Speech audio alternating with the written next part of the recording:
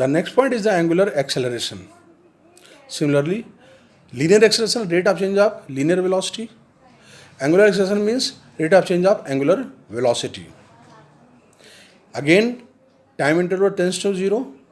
This acceleration is known as the instantaneous angular acceleration, d omega upon dt.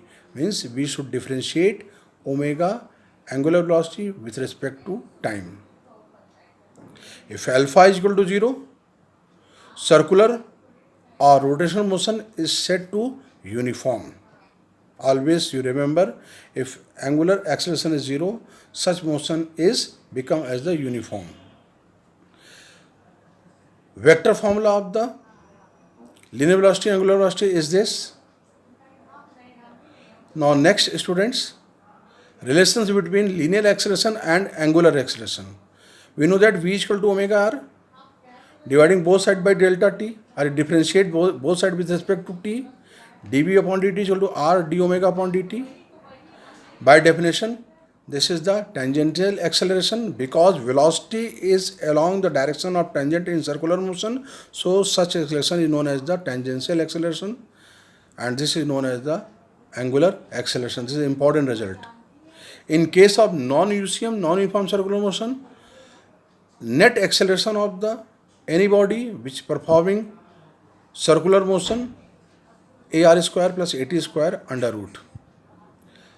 AR means radial acceleration and AT means tangential acceleration. The important result is now the next derivation is the centripetal acceleration.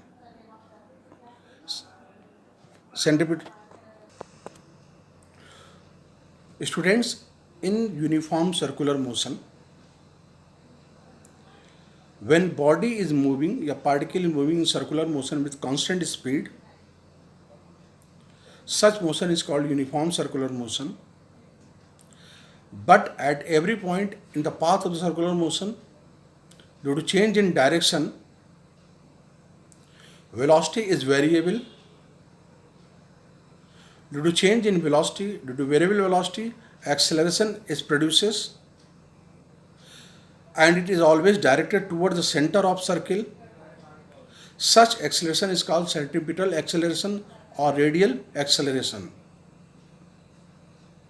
By Newton's second law, whenever acceleration is present, it means force also be present. And the direction of this force is along the direction of acceleration. And this special force is known as the centripetal force. Due to direction of acceleration towards the center of circle, this force also be directed toward the center of circle, and this force is known as the centripetal force. Always you remember, for any circular motion, it is a compulsory. Without centripetal force, body cannot perform circular motion. You must remember. Now I am taking the derivation centripetal acceleration. Body is moving in uniform circular motion from point P1 to P2. Velocity is V1 at V2. Angular displacement is delta theta. Linear displacement delta s. Radius is r. This is a vector triangle. AQ and BQ, V1 and V2 is the velocity of the point P1 and P2, and this is change in velocity delta V, and this angle is delta theta with the help of geometry. In the two triangles, triangle OP1 P2 and vector triangle QAB are the similar because the two sides are equal. This side and this side radius, and this side is magnitude is constant, so this side is also equal. Angle is same, so triangle is similar.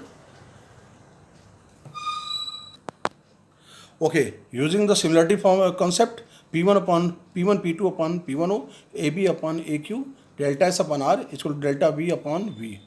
Therefore, delta V is equal to V upon R is equal to delta S, dividing both sides by delta T. If delta T tends to 0, taking the limit, by definition, this is known as the linear acceleration, and this is known as the linear velocity. Therefore, AR is equal to V square upon R. This is the formula of the radial acceleration in terms of linear velocity. But we know that V is equal to omega R. Put in this, AR is equal to omega square R. This is the formula in terms of angular velocity.